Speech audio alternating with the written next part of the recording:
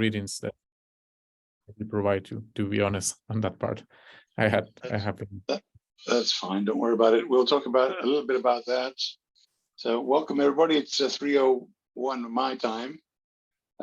So great to have you here, and hopefully we'll be joined by a few more.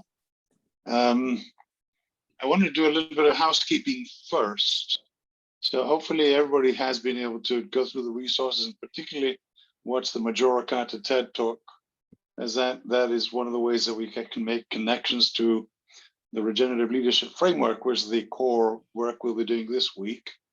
And hopefully that helps both with the Regenerative Project outline, so the work that you want to do that you'll be developing as we go through the next few weeks, and also the Personal Leadership Action Plan.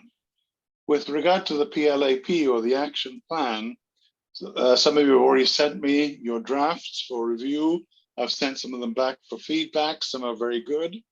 I do recommend that you actually extract, if you haven't done so, things that you actually scored yourself low in the questionnaire in order to create the goals or the objectives for the plan. And the plan is really for you, it's not for me. So the intent, even though it's required in an assignment, the intent here is for the plan to be something that you will use for yourself going forward to become a more effective leader.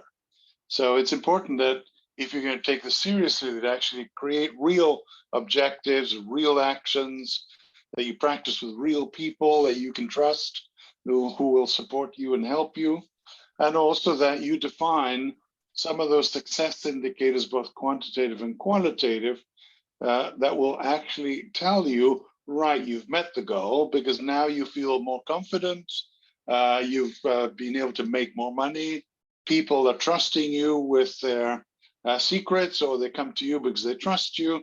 So you need to have some indicators of, yes, this is how I will know that I have met my objective. So if you haven't sent me the plan yet, please send me both the plan and the project outline or your initial ideas via email to my email, so that I can, read it, provide feedback. And if you're confused about anything, you'd like to schedule a personal meeting with me, we can schedule something over the next few days via Zoom in order to do that. Okay, so we can have some individual one-on-one time rather than within the larger group.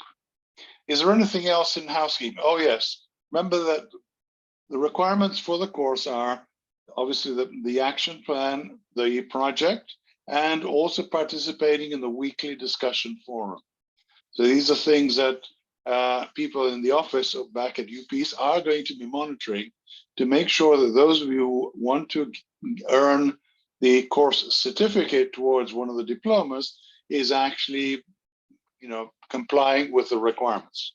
And of course, the discussion forum is the real opportunity where you can get to interact throughout the week with each other rather than just with me or here in the live session where not everybody can come. In the forum, of course, you can actually interact with everybody. So that's an opportunity for you to do that. Is there anything else here that we should discuss before we get into some of the meat of the live session?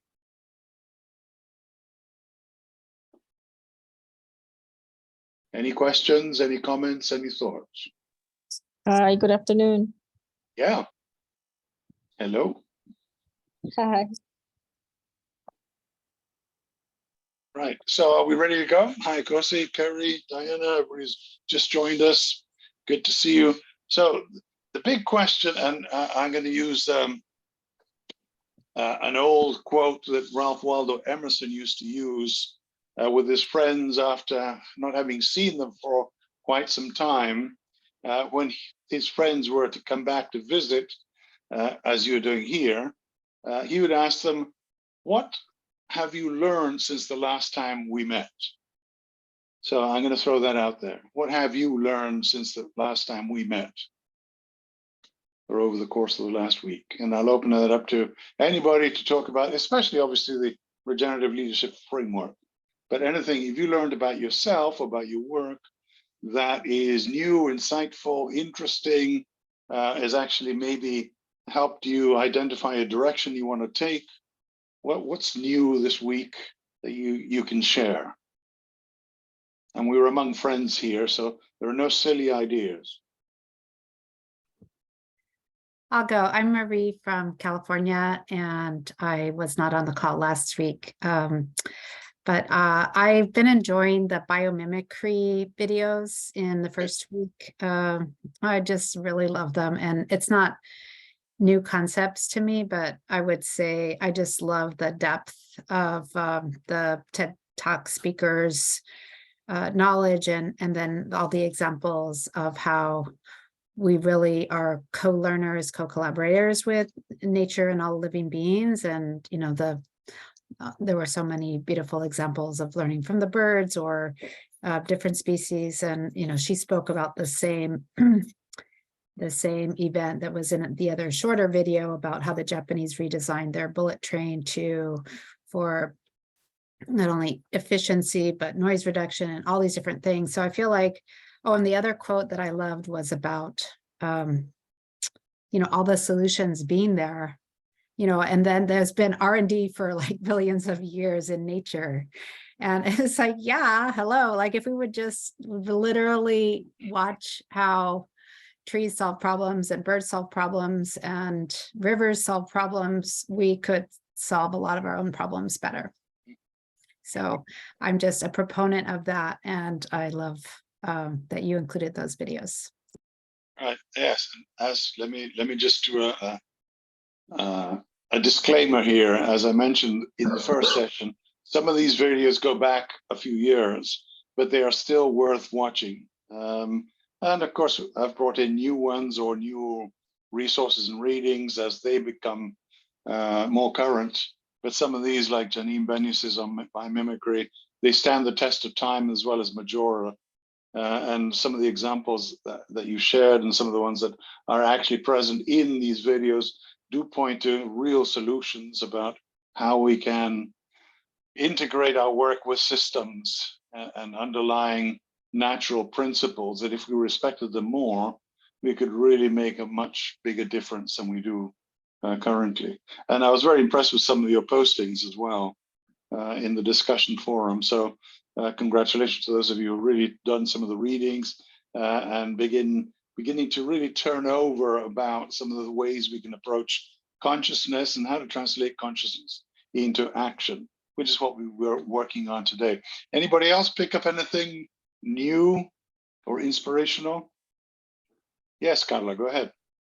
I will try to explain in English.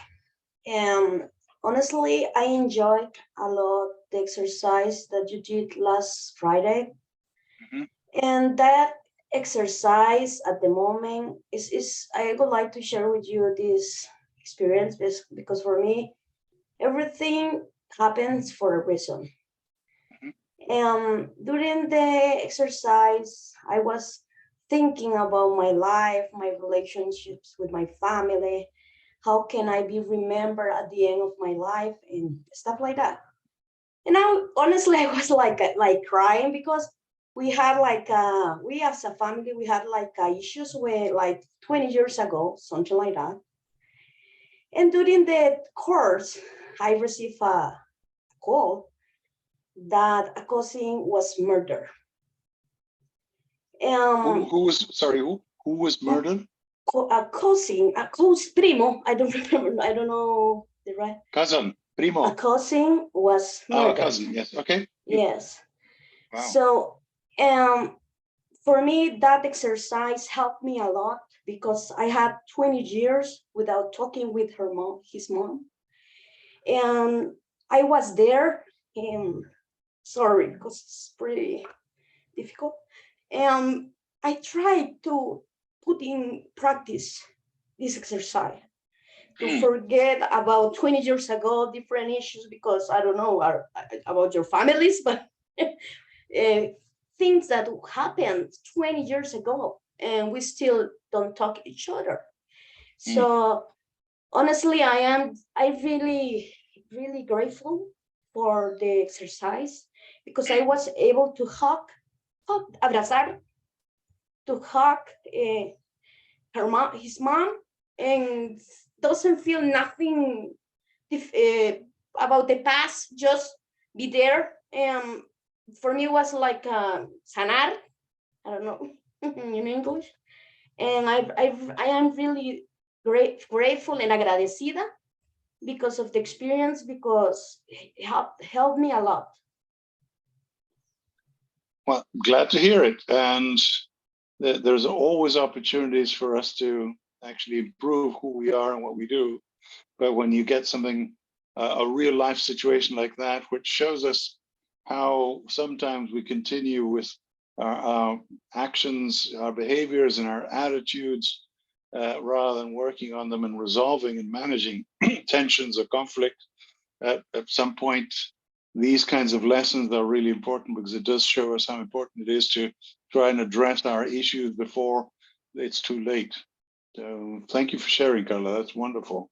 And hopefully, hopefully this has been a healthy lesson as well for everybody. All right, let's one more, and before we continue, anybody else learn something new that they'd like to share? Okay. Go ahead, Gary. Yeah. I'm not sure about learning, but perhaps just a realization. Okay. And it sort of struck me with one of the quotes that was mentioned, and I think it was attributed to Einstein, which was, imagination should be the master and logic the servant. And what I kind of took from that is we spend so much time in the logic space in our day-to-day that you actually forget about that, even though it's so intuitively correct. But, you know, our day-to-day is quite logical. And I personally work a lot in projects and programs, and therefore there's always deadlines, there's always constructs around that. And you can very quickly forget that part of the point of a project is change, and therefore part of that change, if you like, should be some of the transformational thinking that doesn't necessarily come through if you stick to the logic. So I really enjoyed that, and I think the realization through some of the things and some of the videos that we've watched is really helping to connect with that concept. Great, great, yeah. There is very little new really under the sun in terms of ideas, but one of the things that has happened since, and I think I mentioned this last week, since René Descartes told us that that he was better than God really because he can use reason, and then Francis Bacon took off with the scientific revolution and the Enlightenment, and rationality became the paradigm and the mantra. Until today, we're run by spreadsheets, and this is a fascinating way to see how, as lemmings, we reach the end of our time on this earth, because we cannot seem to get away from logic and reason, and yet we try to continue to solve problems using logic and reason, which cannot solve problems. So logic and reason can help us understand problems, but it certainly doesn't solve them. And so Einstein's statement here on screen is one that I use quite obviously. I use it in my theory of action, or the underlying principles of, if we can't solve today's problems with the thinking that created them, then we got to do something entirely different. And this goes back to that concept of all our systems and organizations as humans are obsolete. We are using the wrong human qualities or human intelligences to try and understand and then resolve or manage our problems. And that goes back to that imbalance between logic and reason and imagination and creativity. And if you are in the business space globally, you do know that creativity is paid top dollar, much more than logic or reason. Creativity is what's differentiating companies and organizations from everybody else, where people find absolutely new ways of doing things that logic and reason cannot by themselves actually find. Logic and reason do not find new things. And that's where, going back to Einstein, the importance he gave to his bubble bath and just that imaginative sort of meditation of allowing things to emerge, and the aha moments that we get in the shower, which are that inspiration that comes from a different place in logic and reason. And so going back to that quote about making imagination the master and logic and reason the servant, that makes absolute sense, because logic and reason are very helpful. But one of your posts this week actually had to mentioned how important indigenous wisdom is or could be if we were to bring it back. Now, we cannot bring back indigenous wisdom because it cannot replace what we have today. However, the principles of like the Iroquois about making decisions based on our understanding of the consequence of these decisions for 7 generations down the road, not until I swipe right on my phone, which our attention span with regard to how we make decisions has been so shortened that we do not understand the consequences of our actions, and we take no responsibility for those consequences today, and we can afford not to because technology allows us not to become responsible because somebody else takes care or somebody else suffers the consequences of our problems. So my proposal here was, how do we create a contemporary approach to indigenous wisdom where maybe logic and reason have a place, but in harmony with indigenous or with wisdom? Let's not call it indigenous, with wisdom itself. So how do we help spirit and mind come together in order to inform our hands? And this is something that Otto Scharmer uses a lot, the idea that we have to integrate mind, heart, and hands together if we're going to do something which is worthwhile and which will not have unintended consequences. So that said, this is what we propose here with regard to suspending past ways of thinking. How do you do that if you do not focus on consciousness? Does that make sense? Think about that. We've got to use logic and reason for some things. And the activity that Carla was mentioning, and some of you were in that sort of visualization, that is getting away from logic and reason. That can bring up different insights, such as what Carla actually shared. But we need to be able to be willing, even if we don't do it 100%, to suspend everything we think we know in order to explore new ways of thinking and doing. Marie, you'd raise your hand? Oh, I was just affirming what you were saying. I put in my Okay. I put in my my little note for In the today chat, I saw that. also that not only is indigenous wisdom still here, but we have a lot of unlearning and relearning to do, and we can keep learning from wisdom holders. There are a lot of indigenous people that still are carrying that wisdom to share. Mm-hmm. Absolutely. And well, continuing with some of the things here that are the prelude to the regenerative leadership framework, I want to have you discuss amongst each other, this idea of redefining who we are before we can change what we do. Because this is who we are today, and we call ourselves Homo sapiens. This is wise man. Of course, there's a bit of a gender issue here now in the 21st century, but just if we leave that aside, what is the wisdom of this place where we are today? And so what is it that we need to do in order to change that? And of course, the response is this: we need to get back to that indigenous wisdom, but bring it into the 21st century of how do we operate in systems, even if we don't really understand how they operate.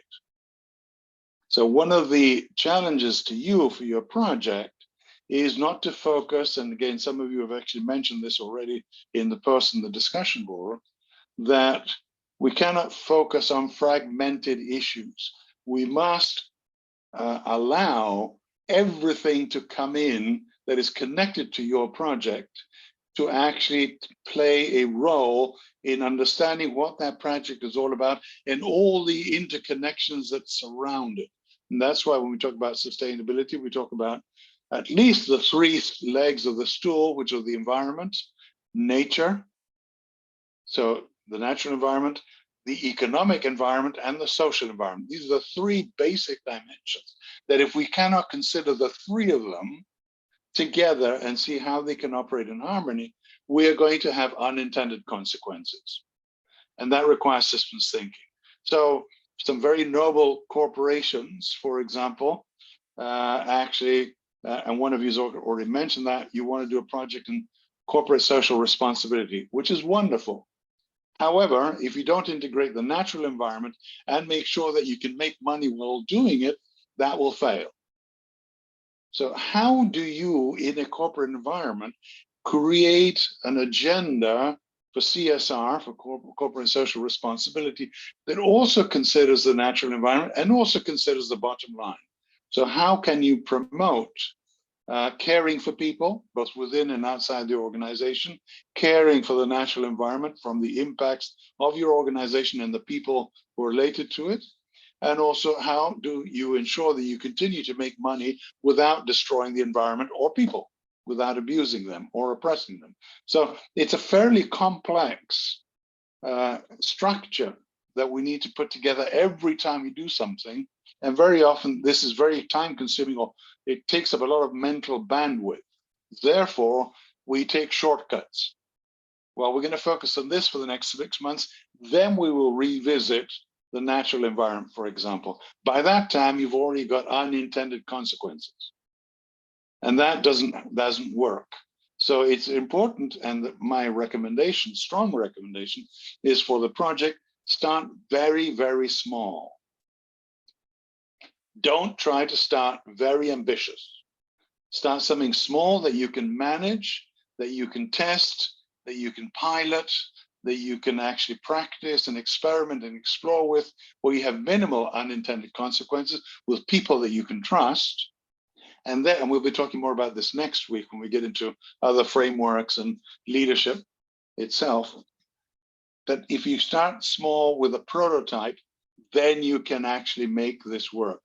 And yes, Carla, part of that is smart. You need to set smart goals.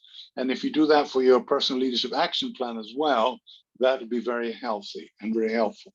So moving on, we need to go, again, big question. We as individuals cannot solve climate change. We cannot solve poverty. We cannot solve disease or war on a global scale. However, at the local level, if we do something makes a real difference, and if thousands and thousands of people do things at the local level makes a small difference, in the end, that will have a global impact. So we need to invert this idea of thinking globally and acting locally. We need to act and think locally and globally, because everything that we do locally has global impact. And that goes back to the systems and quantum physics. Everything we do affects everything else all the time at the same time. And that is the concept that people sometimes find hard to grasp. What do you mean? Well, every decision we make affects everything else and everyone else. Every decision, every thought we have. And so we need to move away from this idea of linear systems of operation, which is the rational, logical model that comes from the Industrial Revolution, of taking, making, consuming, and throwing away, getting back into the natural wisdom systems of nature, into integrated systems. And this is where the circular economies come from, or circular industries. But industries that one person produces one thing, their waste actually becomes the nutrients for the next industry next door. And this idea of the circular economy, circular agriculture, circular economies, which actually feed on each other where there is no waste. One of you is wanting to work on waste management. Somebody's actually thinking about a recycling program in Iraq. So how do we create systems that will actually reduce or eliminate waste? And yes, Maria, as you mentioned, that is the butterfly effect in terms of quantum physics, and how we must consider how we can make that each of our footprint lighter and lighter on this planet. So this is the mantra that most people think about when they think about recycling and waste management. This is not enough. This is the old approach to waste management. We need to do this. We need to, as with the definition of regeneration, we need to first redesign everything we do. Once we've restored the damage we've done, and once we've redesigned everything we do, we can replace the old systems with new ones. this is a cyclical or circular systems model. This is not a systems model. Reducing, reusing, and recycling is not enough. And hopefully that makes sense. I don't want to get into this in any great depth. But again, so all of this points to the theory of change of regenerative leadership. We always seem to focus on behaviors and our actions, but we can't, our behaviors and our actions are only as good as our consciousness. Therefore, we can't change our behaviors until we change our inner operating system, to use the computer analogy.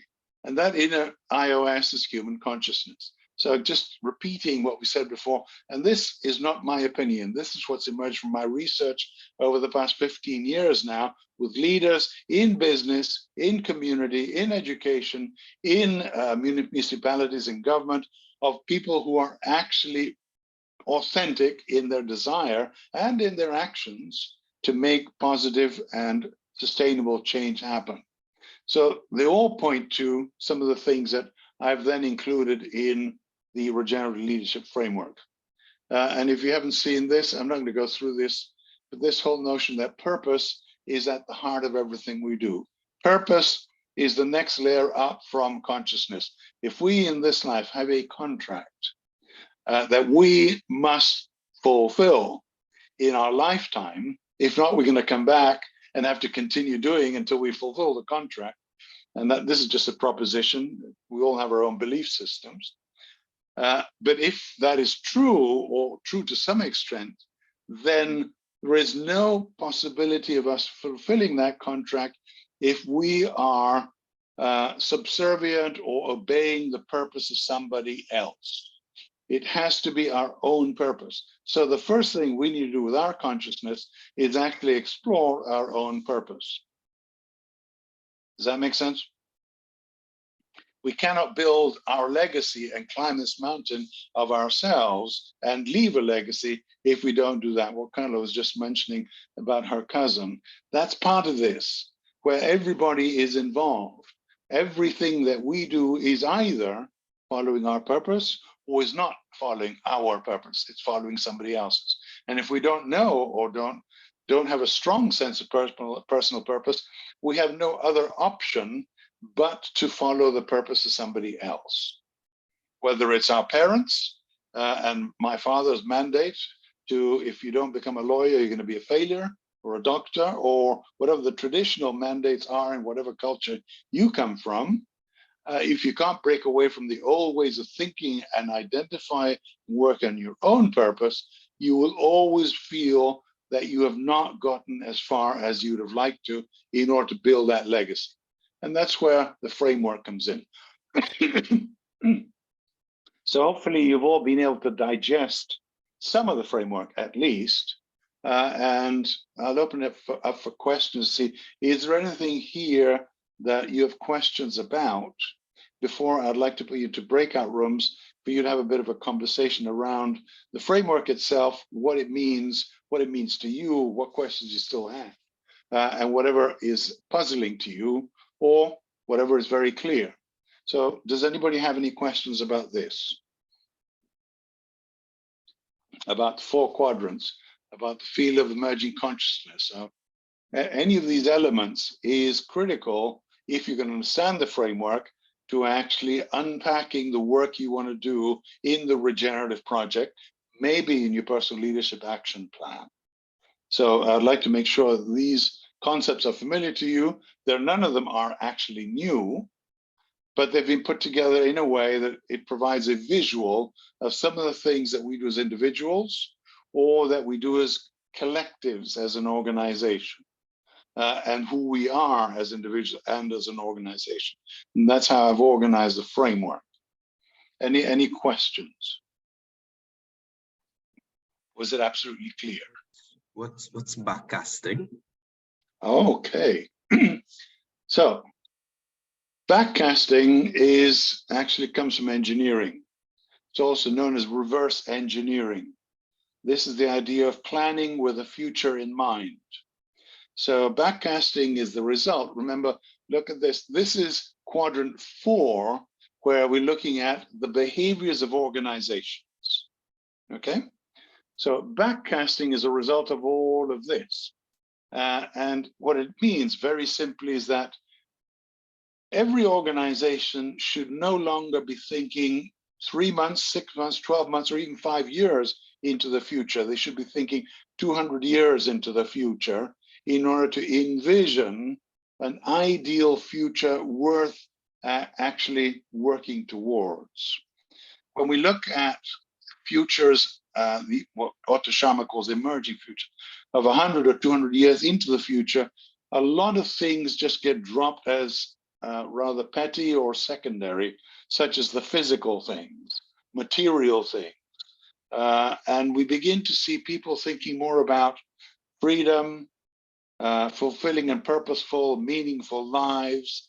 That's what we want to see, that our children, our great-grandchildren can live lives of joy and freedom and happiness, doing whatever they want to do creatively and imaginatively and respecting all living beings. And so that for a company like Coca-Cola is a wonderful vision, because it actually has implications for what they do in year 199 and year 150, and then in the end, next week. So this is strategic planning in reverse.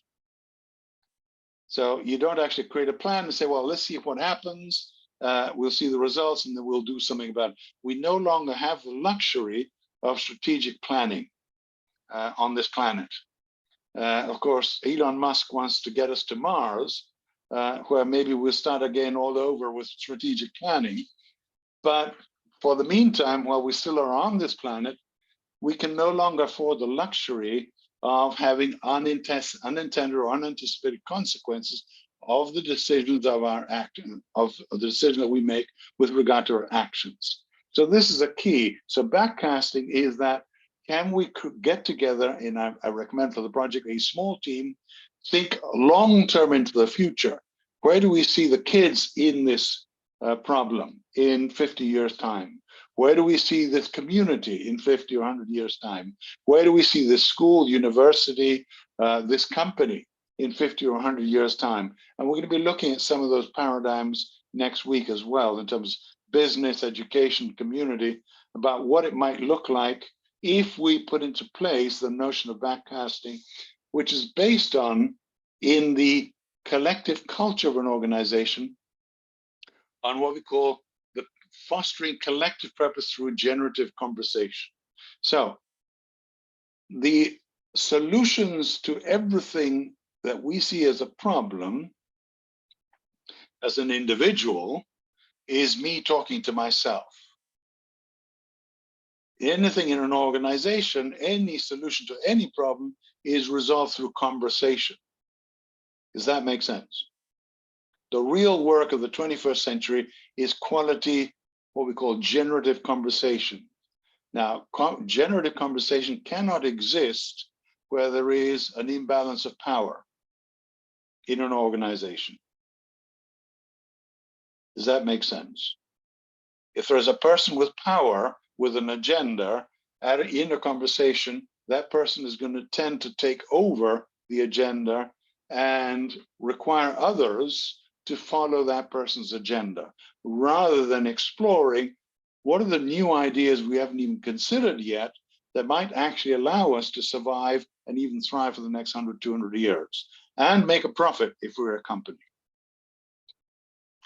That is that generative conversation. And we can't have a generative conversation if we don't practice transconceptual dynamics. Big word for very simple concept that we've already discussed. Transconceptual dynamics means talking not just through logic, but also using imagination, intuition, creativity, and everything that our other human faculties have, which are real talents and gifts that we have, but which in our meetings very often we are not allowed to use. Does that make sense? Yes, Marie, organizations tend to be hierarchical, where there is power, and that's why in the next slide, we have this quote here: we need to learn to check egos and logos at the door. In those generative conversations, we are all the same. Everybody is valued in that conversation in order for us to be able to promote and cultivate all the ideas that people have so that together we can actually figure things out. And all of this is based on triple loop learning, another big word which is quite simple.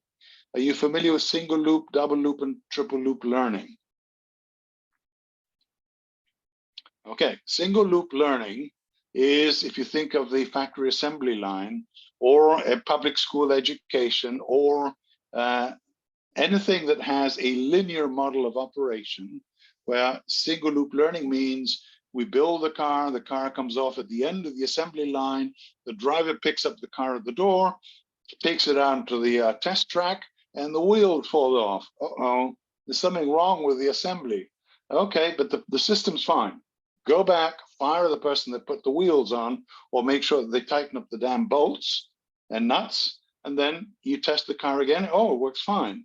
But nobody's asking any questions about why are we still using a fossil fuel powered car? Why are we building cars with these kinds of materials? Where do those materials come from? You mean we've actually mining, iron in Indonesia and bringing it out to China and building the car, or to Japan, and then importing it to the United States with a huge carbon footprint? None of that is under question in single loop learning. And of course, in first order change. So the consciousness of an organization becomes the actions of an organization. So an organization operates like public education or a lot of industry on single loop learning, operates in first order change. The system's fine, something breaks, we fix it, we continue. We understand that everything's working okay. Double loop learning, which comes before this one, is, well, maybe we could do these things a little better, don't you think? So you begin to question some of the reasons why we're doing these things. Why are we building cars? Why don't we build electric cars? Wouldn't that make sense? Oh, absolutely. Well, but then we got to put in all the charging stations. I mean, the whole system has to change.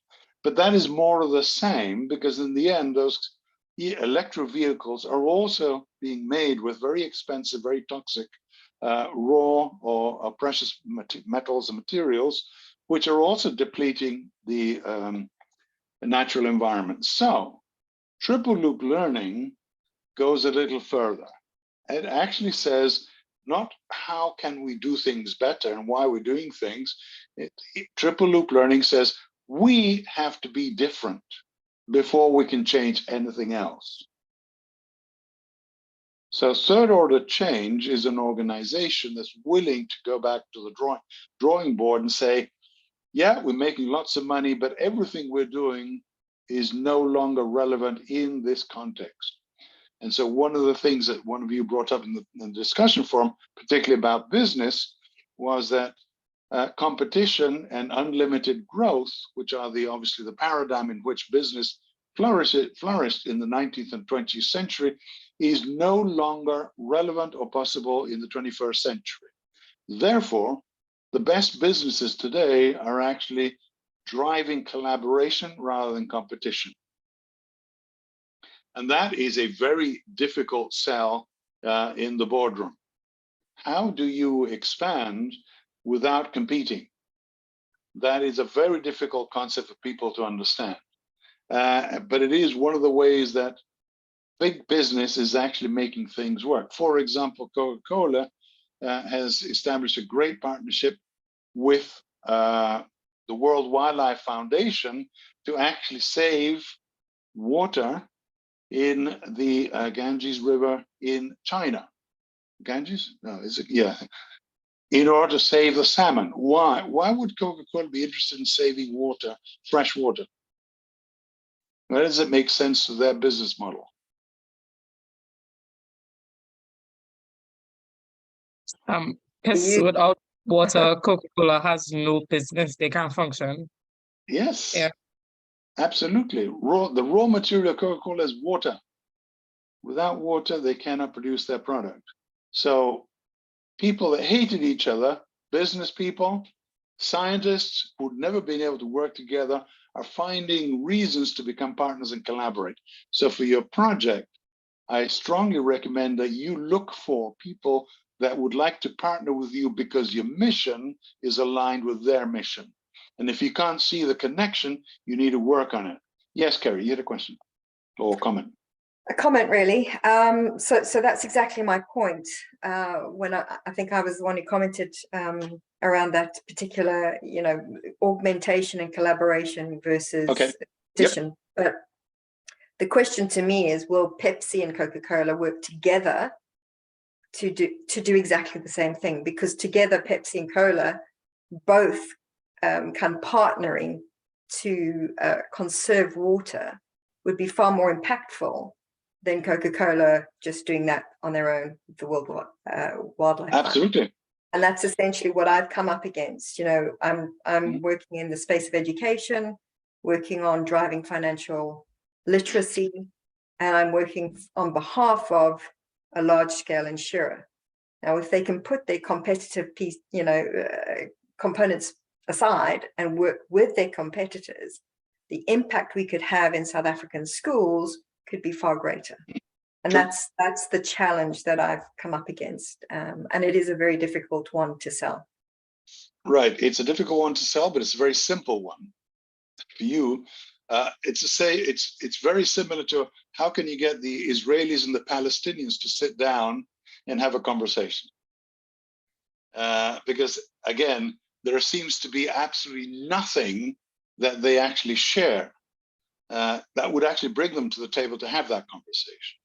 So maybe, for example, clean water might actually be a conversation that Pepsi and Coca-Cola might have around water, and how to actually share the scarce, natural resource in order to be able to maintain their business model, and maybe share different platforms and products that they both have in ways that make sense.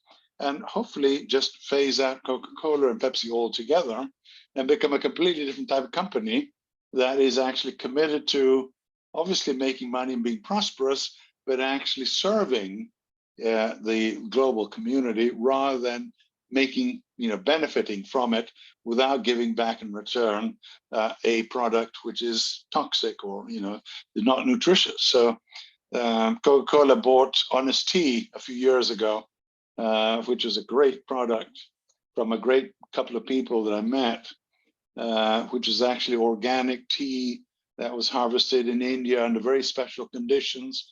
And Coca-Cola bought it. I don't know what they've done with the product. I'd love to know the back, office of that, what happened to the R&D on that product. But there have been there've been attempts to either do something serious or to greenwash. And that's where, people like you might actually help people identify those things in their core goals or values that actually make sense 200 years in the future, and those that need to be phased out because they're obsolete. And Coca-Cola, like Shell, Oil, or Exxon, they got some serious issues that they need to discuss about what their products are. But it is billions of dollars worth. So there was a question here about iterative observation, which is up here in quadrant 2.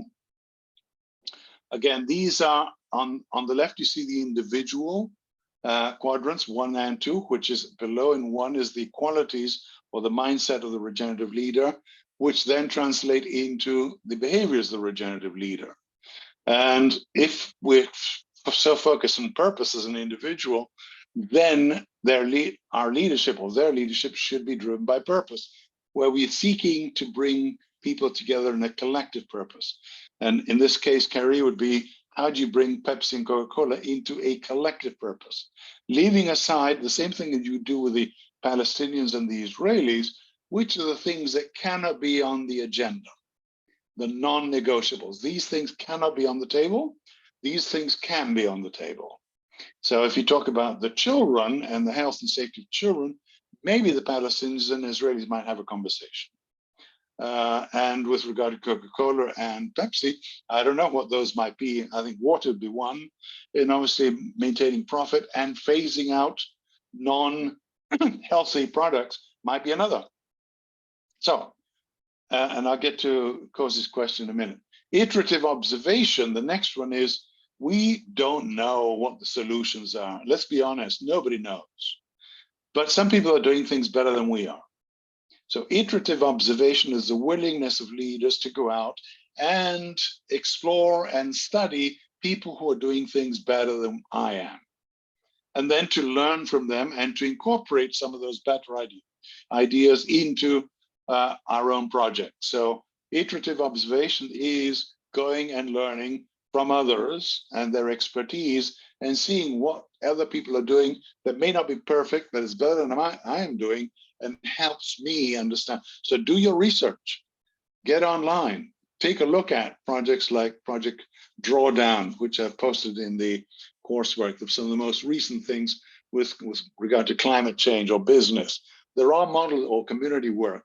There are models out there which do offer insights as to how to approach these things, and they have a depth of understanding that we may not have yet. So that's iterative observation. The other key skills are deep listening, really listening to other people, especially those people who normally we would ignore, such as the people that we serve. Deep listening requires us to be partners with everybody. And that's what the next concept of multiple or multi-stakeholder engagement. Can we have a conversation with those who are suffering the consequences of whatever tragedy, chaos, crisis we want to help? And can we actually work with them rather than through them or for them or over them? Can we work with them by listening to them and then helping them? If there is a crisis, yes, there is a need for external help and aid. But after that point, the more we continue to provide aid to people who are no longer in a situation of emergency, we tend to create dependency rather than creating grassroots, local talent development, skills development, so that people can build their own lives of purpose and meaning. So again, these are key skills in how to engage others in such a way that people feel empowered to be the owners and the creators of their own solutions, not always dependent on somebody from outside to come in and solve the problem. And many of you are already mentioning these kinds of things, so this is nothing new. So a quick, so Kosi, you said, how do you raise a question with someone who would not necessarily like to face? Okay.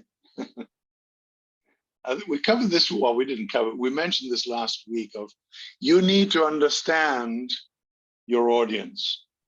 Yeah. Yeah? You need to be able to tell or share with, in this case, Pepsi and Coca-Cola, some things that they do that they may be aware of or not, and actually show them some of the implications or consequences of continuing down that path, which is going to have a negative impact on their profit margin, as well as, rather than saying, hey, you're killing people, tell them that, you know, they're not going to be making money for much longer if this continues in this way, and you can actually show them using your logic and spreadsheets and computer modeling where they're going, and they're probably not unaware, but they tend to ignore because they still don't know the solution. So then the next thing is to provide some sort of solution. And who is it? Kosi, here I am. You hire me, I'm going to help you figure this out. But that's the consultant model. We don't want consultants anymore in this world. We need partners. We need people who come in and actually even conduct the spiritual work within an organization to actually review the values. Why are we here? Why are we doing this? I mean, if you're producing Coke, and I can talk about a Colombian cartel as much as the company, they're the same thing, basically. There are a cartel that's producing something that's, well, maybe longer term with regard to Coca-Cola, but in the end, it's not producing something beneficial.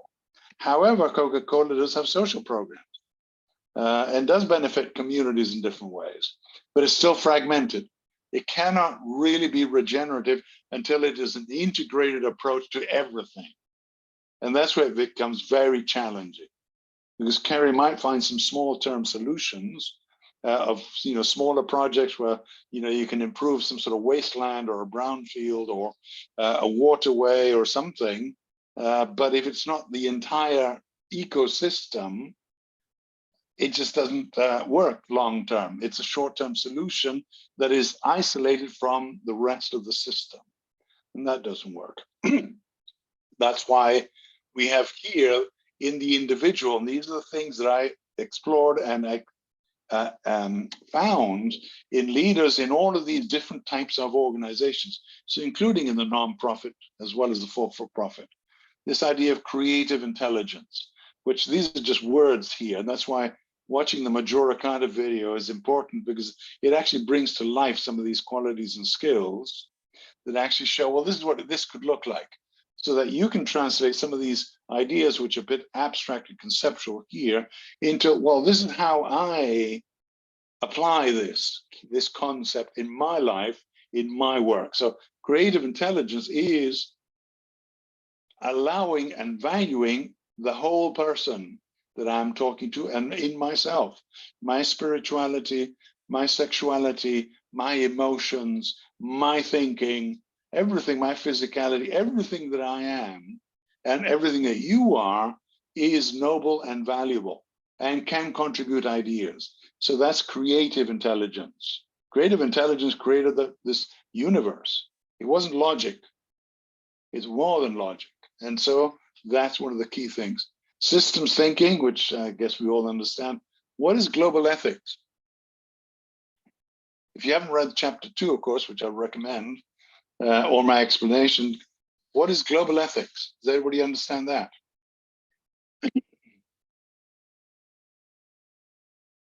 All right.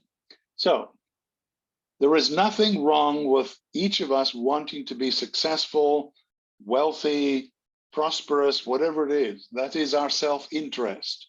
There is nothing wrong with our self-interest, unless it does not also consider the common good. So global ethics is operating within a code of values where I do have my desires, I do have my aspirations, I have my absolutely legitimate needs, and I have to pay the bills. And if I want to bring up a family, we all have legitimate needs. However, some of us have access to far more than others, and we are far more destructive than others. And that's where our freedom really needs to be self-monitored, so that we can balance our self-interest with the interest of everything and everybody else. And that would be a global ethics. And emerging futures, we've talked about quite a lot, is this idea of being able to project what we want to accomplish into a long-term future, not just next week. And then decision-making, just to complete the other elements of the framework, is systems, circular systems of collaboration, where there is no hierarchy, where we're all on the same level when we have that generative dialogue and make decisions based on the talents and skills of everybody in the room, where the janitor in a building should be sitting in the boardroom helping make decisions about how to use cleaning products or maintaining a building just as much as the administrator or the CEO. And then finally, this field of emerging consciousness and empowerment, which is between the group or the collective and the individual, that there's this soil of potential, which is where we focus our work. And this is the work of every regenerative leader, to actually nurture or cultivate the consciousness of everybody they work with, so that that soil becomes as fertile as possible. Right, that's enough from me. Any questions before I put you into groups? And if you could all come back and be on camera, that'd be great.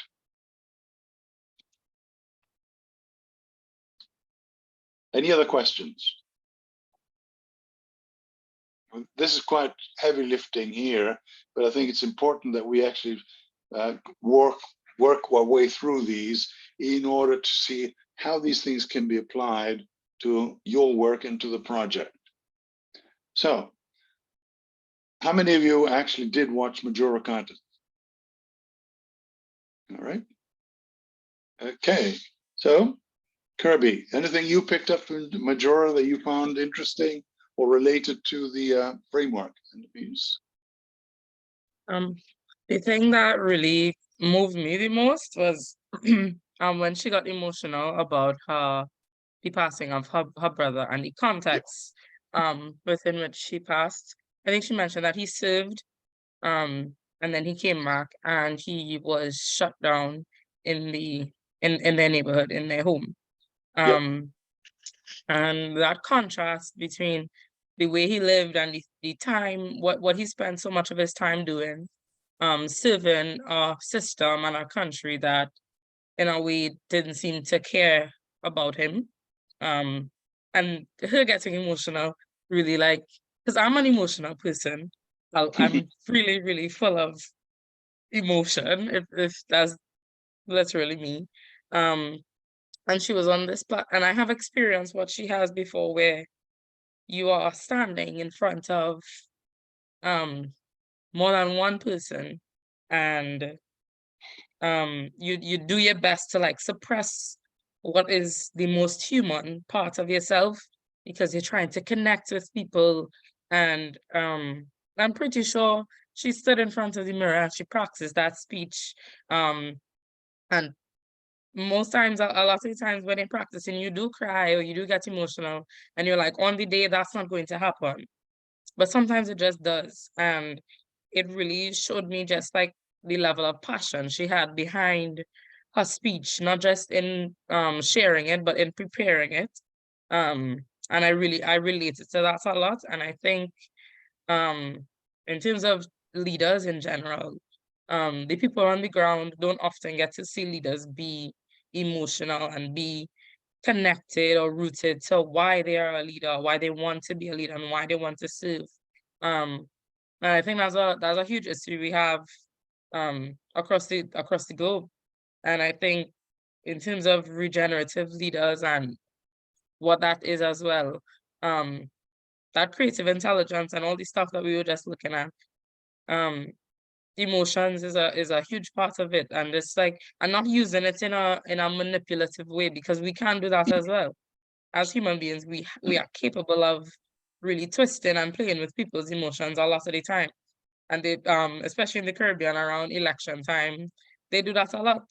The different parties, they emotionally manipulate the people, where they make promises and they have these amazing manifestos, but 4 years down the line, we are yet to see any of the things that you were so passionate and almost on the verge of tears.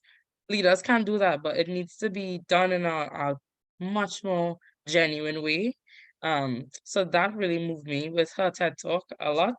And it really I also felt not very bad about the times that I did cry in front of people. Because I was like, okay. And she seemed to have a lot of her things together. She had her project going. I was like, if she could cry, I could give myself some grace. So yeah, that was a really nice experience watching that video. Fantastic. Yeah, the fact that she's authentic is is moving. It's transformational. Kosi, what did you pick up? Oh, you didn't. Okay, Kerry, anything that you?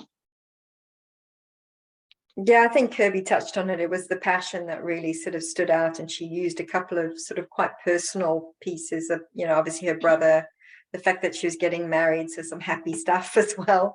But she used personal tidbits almost to sort of draw you in and understand where she's coming from. And I think what was also important for me was the way that she had approached it, sort of from a very much a community grassroots perspective, something that meant something, started small, as you've said before, and clearly grew that initiative quite substantially. And when you listen to the context in which she's operating, it reminds me a lot of things that are going on in South Africa as well, and the kind of generational trauma that's also being experienced. And it's a really important piece of the puzzle that we have to keep as part of the discussion around the future, and as part of the discussion around what the solutions are. That's fantastic. Yep. So there's so much in that video that we can talk about, and I can talk about. I don't want to do that. Anybody else pick up anything from the Majora Carta video? Remember, this is the topic for the forum, for the discussion board this week. So do watch it and just write whatever you feel you've taken away from that particular video, and especially how you connect it to the regenerative leadership framework and to yourself and to your project. So this is not an intellectual exercise. I really want you to feel, just to quote Kirby here, what this means to you, how it actually brings to life some of the ideas we're talking about and actually connects them to what you want to do, to your own purpose. So make the best use of that you can. So do you want to do an activity? I mean, it's always nice to get into breakout rooms and to be able to talk to each other. So let me just show you what I'd like you to do, what I'd like to propose. Let me share. I have here, good. Let me just put this, I'm going to put this link to the Padlet. You're all familiar with Padlet and how it works? I'm going to put the link here in the chat. So if you click on that link, it'll open before you go into the breakout room so it doesn't spear. I'll pair you up with each other. And if you look here on screen, what I'm asking you to do really is to take a look at some of the implications of what we've been talking about for you as a leader. A very important part of the project is the leadership process. This, for me, is perhaps the most important part where I can actually say something. Whatever you want to do is something that you choose. I'm not going to choose for you what you should do for your project, but I can help and provide some feedback on some of the key leadership concepts that I would recommend that you incorporate if you don't have them already in order to be successful in the work that you want to do or are already doing. Does that make sense? So for you, I'll give you, so about 12 minutes to actually talk about some of the things that emerge from the framework that are puzzling you, seem useful, that you can talk to each other. Well, my project is this, and you can share what your ideas are for your project and how you as a regenerative leader think that you will be able to actually make that project successful. Does that make sense? Questions? In the meantime, I'm going to create the breakouts.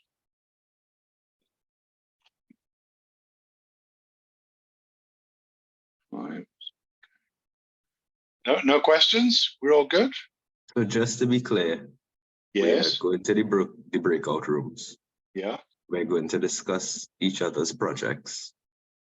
Yep. And then within the context of regenerative framework, and then come back and talk about it in the group. Yes? Yes. And then if you see where it says group 1, group 3, group 4, whatever, doesn't matter. Just choose any of these and write what, Corsi said this, so, or you don't even need, it can be anonymous. For example, that backcasting, Corsi, you can write about that. What did that mean to you? How did it clarify something with regard to long-term thinking or planning? So whatever it is that you're thinking about, iterative observation or any of these skills, think about them in the context of your project and how they might help you really create that hypothetical project or a real project that can be successful. That makes sense? All right, so let me just recreate this again. Somebody else has come in.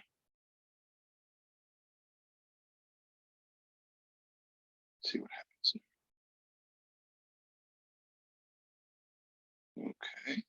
Okay. Rwanda, you're alone, so I will join you. Okay, in room 6. Yeah, sure. No Rooms worries. are open. Off you go.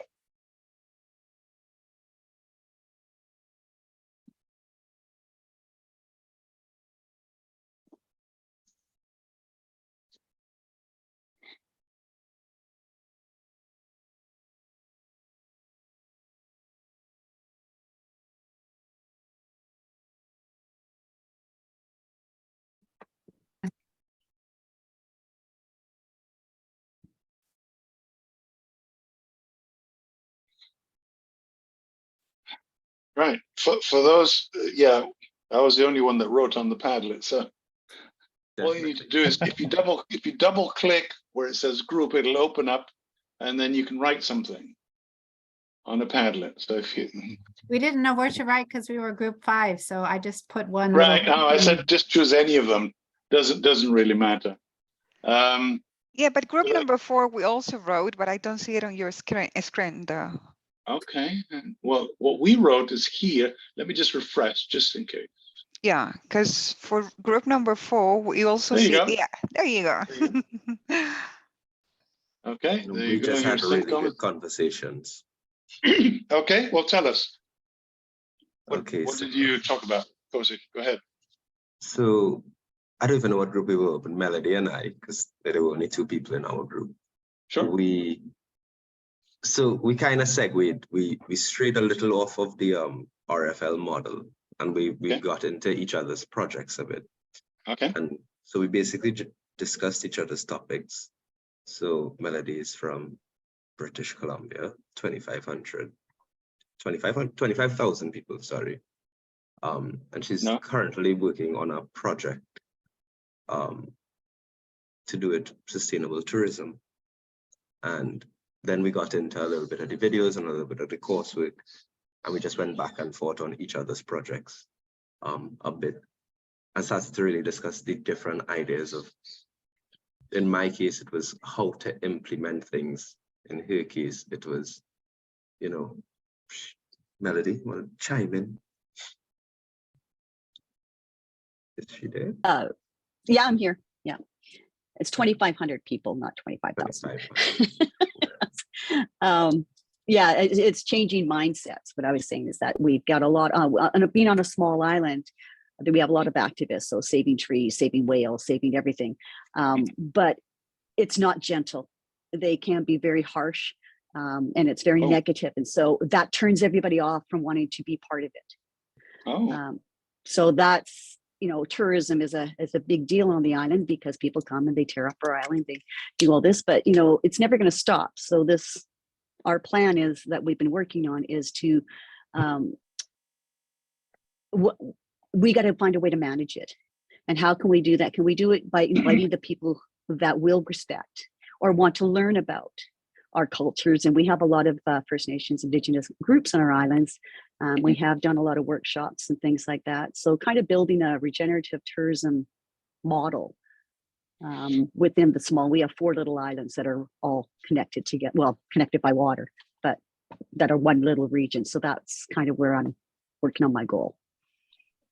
One of the things that really jumps out at me there is the nature and tone of conversation, of dialogue, as one of the big problems, and a really worthy project of how to create a gentle approach to conversation rather than the assertive, aggressive. Now, I was mentioning Greta Thunberg last week about how you become highly aggressive and adversarial rather than collaborative and engaging and welcoming. I mean, a tourist actually is spat at, you know, they throw a brochure at them, it's not going to come back.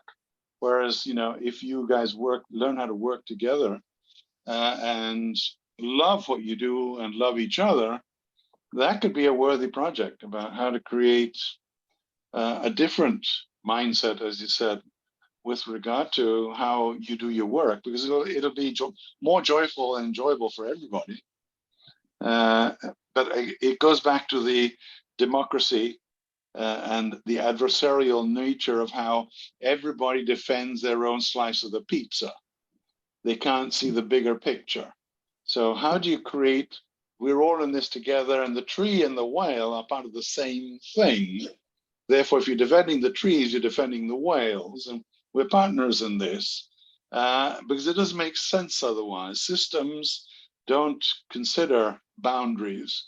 They actually work through the boundaries, but we don't. We tend to get into our little groups and defend our little, you know, our constituents and our stakeholders. And it's very hard to break through the noise there where people are expecting you to come back with the goods with regard to your pet project or your advocacy, rather than that bigger conversation about the whole system.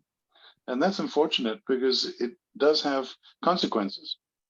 Mhm. even for prosperity. I mean, for generating income and revenue based on the fact that, hey, well, yeah, we're the forest people and we're going to walk in the forest, but we're going to put you in a boat later because we're going to watch the whales. And we're all making money in this together rather than competing or whatever. And certainly protecting each other's natural habitats rather than sort of pretending to protect my own through the funding streams or, you know, keeping secrets from each other with regard to sponsors, the partners, or people willing to put up money. Does that, any of that make sense? All of it. Yeah. Because that's part of non-regenerative work. It's, you know, sustainability. I have my thing, my logo, my motto, my organization, and that's how we work in isolation. Go ahead, Marie.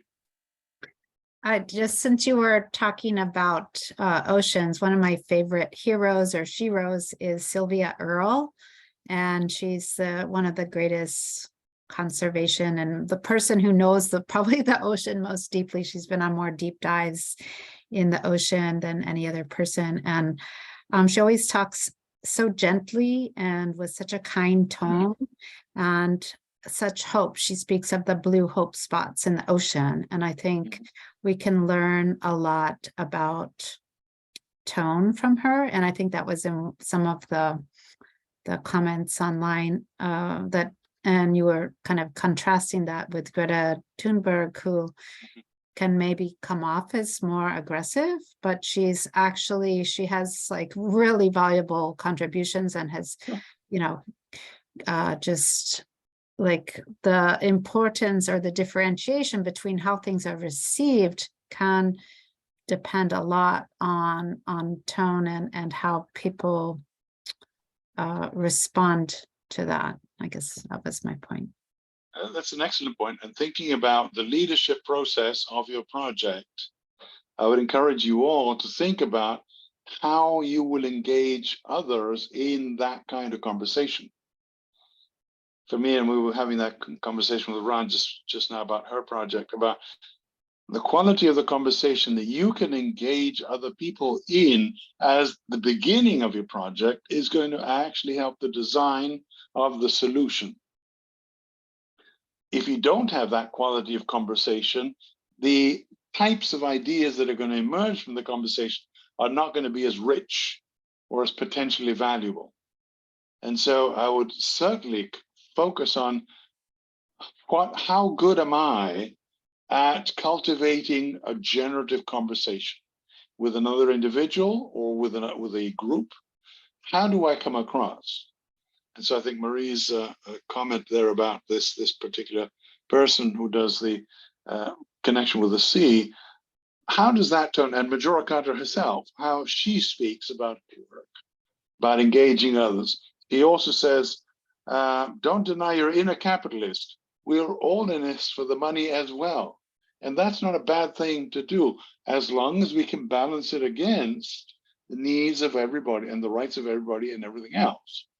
So can we cultivate in ourselves the capacity for that welcoming, vulnerable, open, authentic dialogue? Sylvia Earle, yeah, I'll check on her. Maybe we can bring her in. Maybe she's got a TED Talk. Marie, does she? Yeah, she's in her 80s and I've met her. She's come to some events here in Monterey for ocean conservation events and conferences. I'm sure she has TED Talks and a lot of material online. She's just such a love and inspiration. I definitely recommend looking her up. And she does speak of, she has a book on the blue hope spots, and those are the places where she sees conservation as possible. So whether it's certain coral reefs or places where, you know, we humans haven't done so much damage, and how we can continue to regenerate those marine communities. Well, these are the kinds of models that might help when we're getting into a conversation that's becoming tense and confrontational, and we start getting angry and we begin maybe to get a lot of impulsive in our responses, can we stop that? Can we actually put a stop to that impulsive response, think about it, and really rethink our response in order to come back with a more appropriate responses?